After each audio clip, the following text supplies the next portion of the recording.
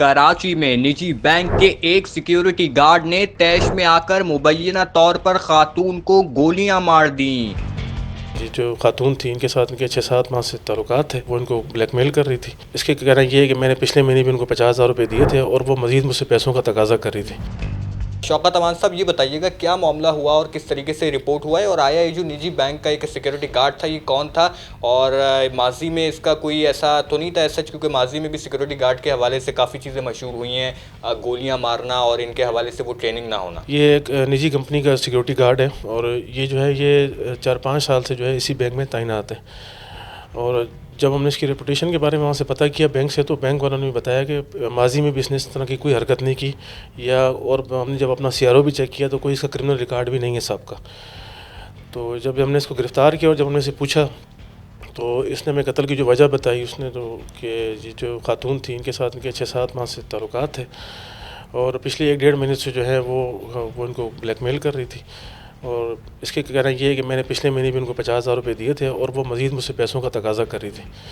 तो मुझसे चूँकि पैसों का अरेंजमेंट नहीं हो रहा था और वो मुझे बार बार तंग कर रही थी, तो इस तैश में आके इसने इनको कल बुलाया, फ़ोन किया इसने कि आप आ जाएं बैंक के बाहर, मैं खड़ा हूँ और आप आके अपने पैसे ले जाएँ। वो खातून जब वहाँ पर पहुँची हैं पैसे लेने के लिए तो ये पहले से तैयार था। तो जैसे ही वो उसके करीब हुई हैं तो इसने उन पर फायर कर दिया, तो गोली जो है खातून के सीने पे लगी। हमने फ़ौरी तौर पे उनको शिफ्ट किया अब्बासी में। तो अब्बासी जो उनकी कंडीशन थी वो ज़्यादा सीरियस थी। फिर अब्बासी से उनको रेफ़र किया गया सिविल। फिर हम उनको सिविल लेके गए, लेकिन जब हम सिविल पहुँचे तो दौरान इलाज माजदा वो खातून इंतकाल कर गई। ये जो खातून है, एक और इसमें चीज़ भी शामिल है कि उनकी कोई वीडियोस थी, इस हवाले से भी सोशल मीडिया पर चहमा गोइयाँ जा रही हैं, तो इसको ज़रा क्लियर कीजिएगा, आया कोई वीडियो वो कौन सी थी और क्या पुलिस उन वीडियो तक पहुंच पाई है? जो वीडियो का एक झांसा था कि अगर वो वीडियो थी उनके पास जिससे वो ब्लैकमेल हो रहा था वो सिक्योरिटी गार्ड। देखिए उसमें ये हुआ है कि जो खातून का जो मोबाइल था वो हमने रिकवर कर लिया था, क्योंकि जब वो ज़ख्मी थी तो मोबाइल उनके पास ही था। तो मोबाइल उनका वो हमारे पास है, वो हमने IO साहब को दे दिया जो उसके इन्वेस्टिगेशन ऑफिसर है। तो फर्दर ये है कि जब उसका मोबाइल ओपन होगा, क्योंकि वो लॉक है, जब उसको खोलेंगे तो उसमें से अगर वो चीज़ें इस तरह की होंगी तो फिर उसको तफ्तीश का हिस्सा बनाया जाएगा। और ये भी क्लियर कीजिएगा इस पर कौन सी दफ़ात लगाई गई हैं, और ये जो मुल्ज़िम है इस पर आपने कोई सिक्योरिटी जो एजेंसीज़ हैं जो गार्ड्स हायर करती हैं उनसे कोई डिस्कशन किए, उनको आपने एतमाद में लिया? जी जी बिल्कुल। ये जो अपना कल जो वाक़या हुआ है उसके बाद जो इनकी जो सिक्योरिटी कंपनी है उनसे भी हमारा रब्ता हुआ था। तो जो इसके पास से जो पिस्टल मिला है वो पिस्टल हुआ वो सिक्योरिटी कंपनी ने दिया हुआ था और वो लाइसेंस वाला पिस्टल उनका था। लेकिन इसने जो क्या किया था कि इसने उस पिस्टल को भी रगड़ दिया था जो उसमें नंबर थे लाइसेंस के, क्योंकि ये अपना एक जहन बना के बैठा हुआ था वारदात के लिए, तो प्लानिंग कर चुका था। तो और सिक्योरिटी कंपनी जो है इनकी वो इनकी 3 दिन पहले ही गई है इनकी इंस्पेक्शन करके।